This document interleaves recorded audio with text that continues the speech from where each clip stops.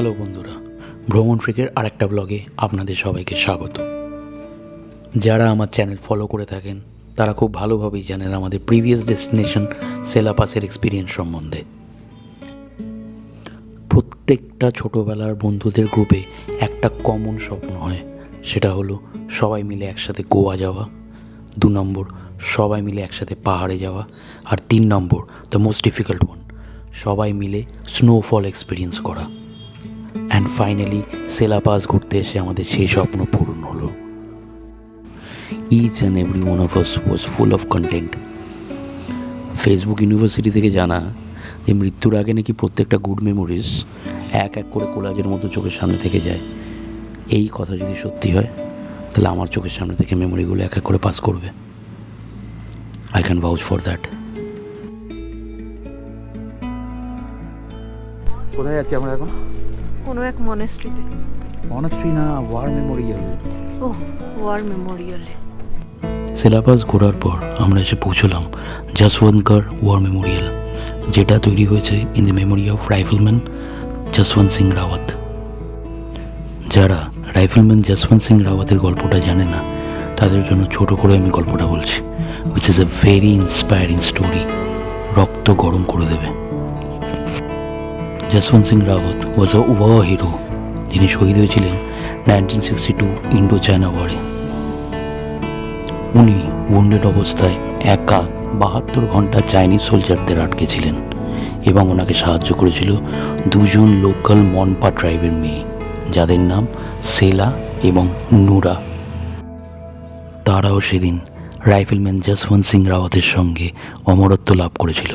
And এই দুজনের নামই কিন্তু আমাদের এই সেলাপাস অ্যান্ড নুরানাং ওয়াটারফলসের নামকরণ। ফেরার সময় আমরা সবাই খুবই ডেড টায়ার্ড হয়ে গেছিলাম, and we decided to stop at a place and enjoy the sunset. And সেই ফাঁকে আমি আমার ড্রোনটা বার করে ল্যান্ডস্কেপের কিছু ক্লিপিংস নিলাম, which I wanted to share with you guys obviously. And drone use করলে পরে আমরা ল্যান্ডস্কেপটাকে from a bird size perspective দেখতে পারি, which makes it a lot better. And seriously Arunachal landscape is just breathtaking. নিজেরাই দেখুন।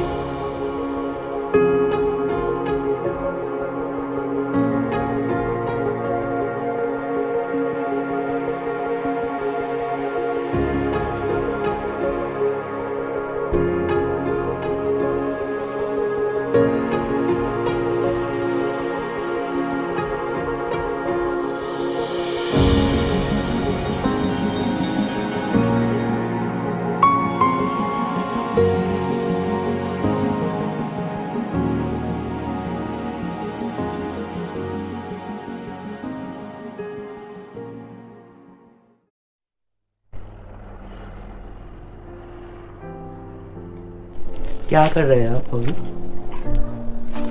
SIM निकल रहे। ये क्या है सिम? ये तो इमली है। और ये ये बस एक ही है। दाल बनने से बहुत टेस्टी होता है। दाल। अच्छा, इसी से दाल बनता है। हाँ।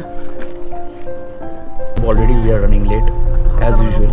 পুরো ট্রিপটাই আমরা লেটে করছি। আজকে আমরা Madhuri lake and Bumla pass এক্সকারশনে যাচ্ছি। অন দ্য ওয়ে কিছু ল্যান্ডস্কেপস আমি আপনাদের সাথে শেয়ার করব, অ্যান্ড মোস্টলি আপনারা প্রচুর লেকস দেখতে পারবেন এই রুটে।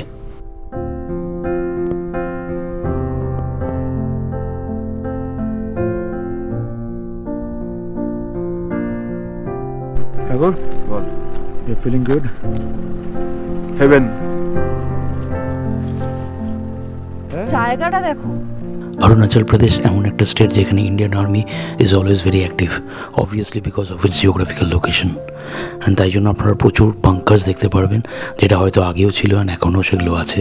মিলিটারি ইমার্জেন্সি এখানে যখন তখন বাড়তে পারে, অ্যান্ড তাই তাই জন্য সব কিছু প্রপারলি মেনটেনও করা হয়। Freezy, freezy, very freezy.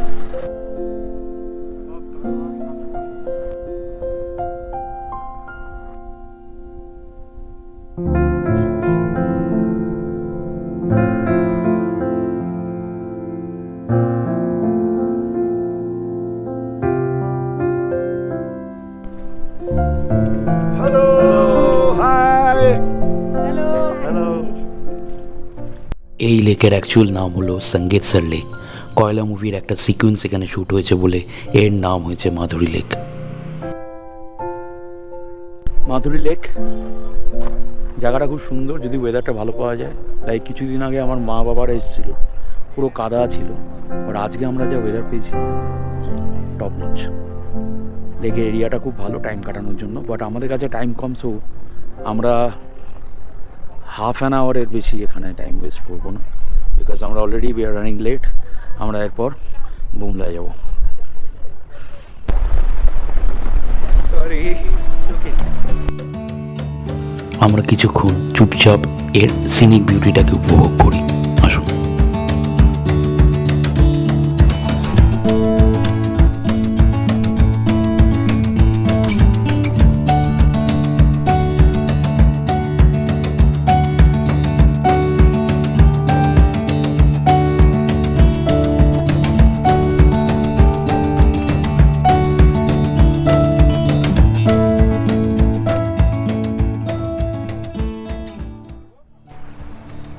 জায়গাটার প্রাকৃতিক বিউটি খুবই সুন্দর, অ্যান্ড একটা ক্যাফে আছে উইচ ইজ ওয়েল মেনটেন্ড।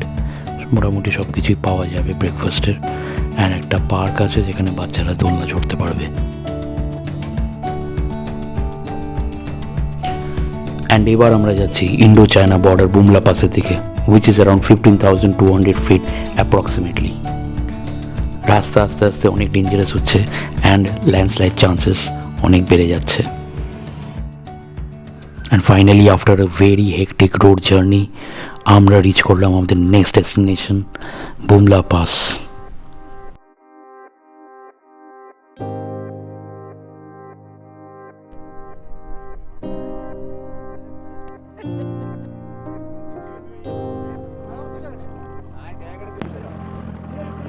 আমরা কারেন্টলি এখন বুমলা পাসে 15,200 ফিট উপর। এইবার এই জায়গায় আসার জন্য কিছু ইনফরমেশন সেগুলো আমি আপনাদের জানাতে চাই। প্রথম কথা হচ্ছে, after you reach this place বেশি ধরফড় করবেন না, একটু ক্লাইমেটের সাথে নিজে অ্যাকাস্টম হওয়ার চেষ্টা করবেন।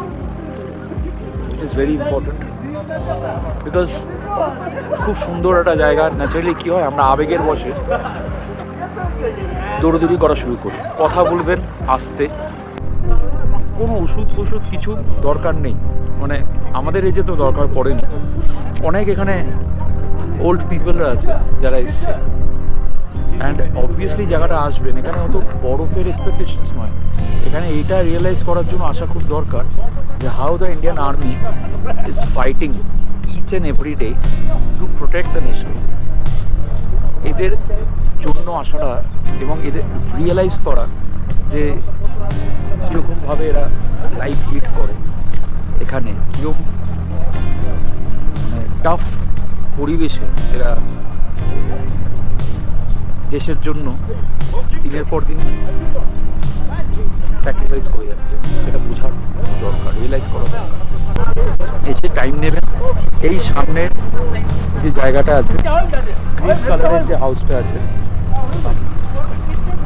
এখান থেকে আপনাদের পারমিট হবে, পারমিট নেবেন এবং তারপর থেকে কোনো রকম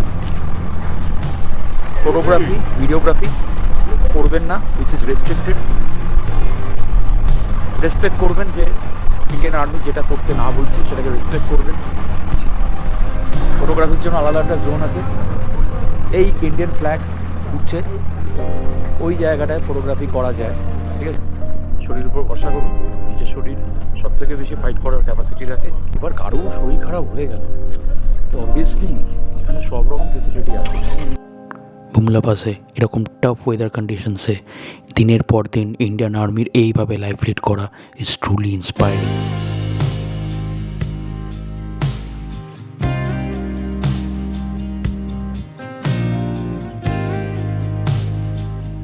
আই হোপ আপনাদের এই অরুণাচল ট্রিপের প্রেজেন্টেশন ভালো লেগেছে। যদি কোনো কিছু ইমপ্রুভ করতে হয় let me know in the comment section below. Kindly subscribe my channel and খুব তাড়াতাড়ি আমরা অরুণাচলের নেক্সট পার্ট নিয়ে আসছি। Stay tuned, by.